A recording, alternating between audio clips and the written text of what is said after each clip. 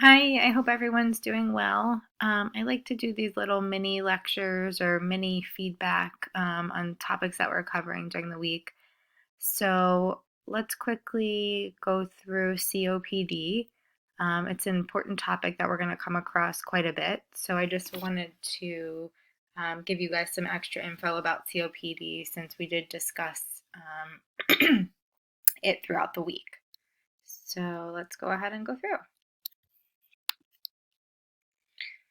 So, I'm not going to talk a ton about asthma because I feel like we do talk about this quite a bit. But asthma versus COPD. So, the difference between asthma and COPD, although they may have some similar signs and symptoms and they may have similar treatment, the big difference is that asthma has reversible inflammation and COPD has irreversible inflammation. And asthma is because of an immune-mediated airway inflammation. There's mast cells involved. There's a lot of immune situation going on there. Whereas with COPD, it's typically caused by cigarette smoking, but it also can be caused by a genetic cause. So, COPD, or chronic inflammatory lung disease, is a chronic lung condition that causes obstructive airflow that is typically irreversible, like I just talked about. Again, in asthma, the airway obstruction is reversible. So, COPD is due to a prior history, typically of cigarette smoking, but rarely there is a genetic component that is called an alpha antitrypsin deficiency that can cause COPD.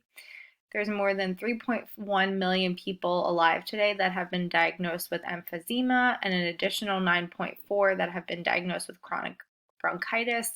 So it's definitely a condition that you're going to come across in nursing. The mechanism involved in the pathogenesis of COPD, it's usually, there's a few different things that go on, but it includes inflammation and fibrosis of the bronchial wall, hypertrophy of the submucosal glands, and hypersecretion of mucus. There's loss of elastic lung fibers and alveolar tissue. The inflammation and fibrosis of the bronchial wall, along with the excessive mucus secretion, contribute to the obstruction of airflow, and this can even cause a mismatch of ventilation or perfusion. Destruction of alveolar tissue decreases the surface area for gas exchange. There's a loss of elastic fibers that impair the expiratory flow rate. There's increases in air trapping, and this predisposes to airway collapse. So emphysema is known as pink puffer. There's enlargement of air spaces and loss of elastic recoil of the lungs, which results from destruction of alveolar walls and capillary beds. The enlarged air spaces causes the lungs to hyperinflate, which in turn increases the total lung capacity. Permanent alveolar damage occurs. The expiratory phase is markedly prolonged. And then with chronic bronchitis, also known as the blue bloater, we have hypersecretion of mucus in the large airways associated with hypertrophy of submucosal glands in the trachea and the bronchi.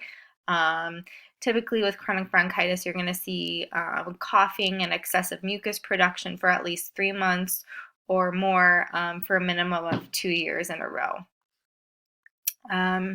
So COPD overall can lead to pulmonary insufficiency, cor pulmonale, pulmonary hypertension. So there are a lot of complications that can occur.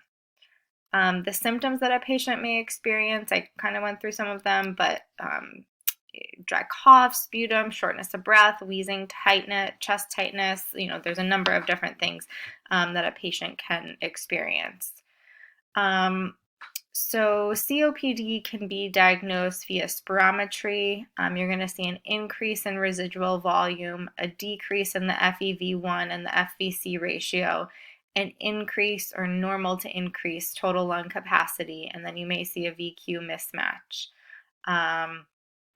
So something important to note, I have another slide about it in a second, but Airway resistance can result in hypoventilation, hypoxemia, and hypercapnia. If a person needs acute oxygen therapy, we need to titrate it carefully. So this is under nursing intervention. So we want to start out, when we're starting the patient on oxygen, we want to start initiation of oxygen at a low rate until we get our ABGs back. We do want to give caution to make sure we don't give too much oxygen, and because that can knock out the respiratory drive. So we want to give enough oxygen to prevent hypoxemia, but we don't want to give too much that it causes hypoventilation or hypercarbia. So we typically use the ABGs as a guide to determine the FiO2 levels.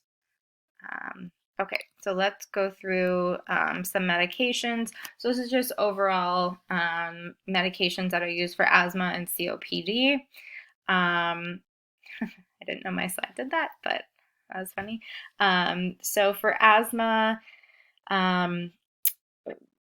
I don't need to go through this in total detail with you guys, but just so you guys are aware, it's step therapy for asthma. So basically, with every step, depending on the severity of the patient, they're classified in steps. Depending on the severity of the patient, determines what treatment they need. But one thing kind of across the board with every asthma patient is that you're going to use what we call a SABA, a short-acting beta agonist like albuterol. So that will be used, as you can see, at every stage.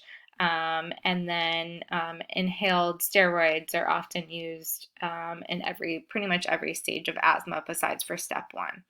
And then if you use a long-acting beta agonist in asthma, it always has to be given with an inhaled corticosteroid. If you give a LABA or a long-acting beta agonist alone, it can increase the risk for asthma-related death. We're not going to talk a ton about this because we're here to talk about COPD. But here is a chart about the drugs for COPD. So the two primary goals of COPD management, as far as medication goes, is we want to reduce symptoms, improve the patient's health status, and increase exercise tolerance. The second goal is to reduce risks and mortality. We really want to prevent COPD progression and prevent and manage exacerbations. So there are, a number of things that we can use. As you can see, with COPD treatment, they're also classified typically into categories.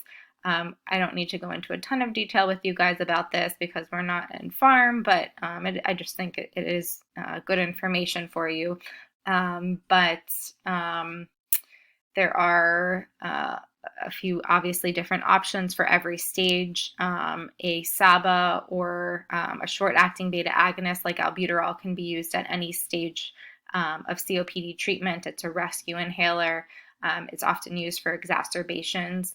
If there's an acute flare, we may use an oral steroid and an antibiotic along with a rescue inhaler like albuterol. And then this is for chronic management, this chart that we see there.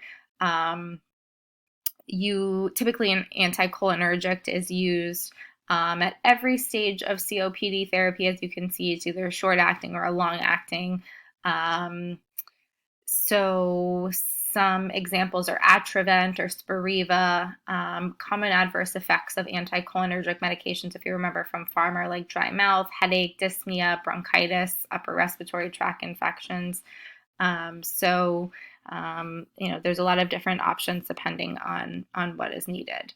One other thing for an acute flare that I didn't mention that is important is that when we're taking the oral steroids, we need to be aware of side effects. So patient really can't be on oral steroids for a very long time. But side effects that we need to watch out for with patients taking oral steroids, and not just with COPD, but in any condition, weight gain, increased appetite, mood swings, weakness, blurred vision. They may experience slow healing of cuts and bruises, hyperglycemia, moon face, stomach irritation. Long-term therapy can result in adrenal depression, so we have to wean patients off of long-term steroid therapy. And typically, if a patient is on IV steroids in the hospital, you're going to have to be checking their blood sugar to monitor their blood sugar because it can increase the patient's blood sugar. And then let's talk about, most importantly, nursing interventions for a patient with COPD or those kind of related conditions, respiratory conditions. Obviously, we're going to monitor vital signs and pulse ox. Very important. Like I talked about before, we're going to start with low flow oxygen and then we can adjust it as needed. Daily weights for our patients that are taking oral steroids. Um, Something that you do want to tell your patients is to consume small, high-calorie meals daily to help conserve energy and prevent dyspnea. If the patient has severe COPD, we're going to want to tell them to try to rest before eating. If the patient's, doing deep breathing and coughing before meals, it can cause the patient to have difficulty eating. We want them to, if they're on oxygen, we want them to continue using the nasal cannula throughout most daily activities like sleeping, eating, etc. Typically, we want to have the patient in the upright Fowler's position and leaning forward.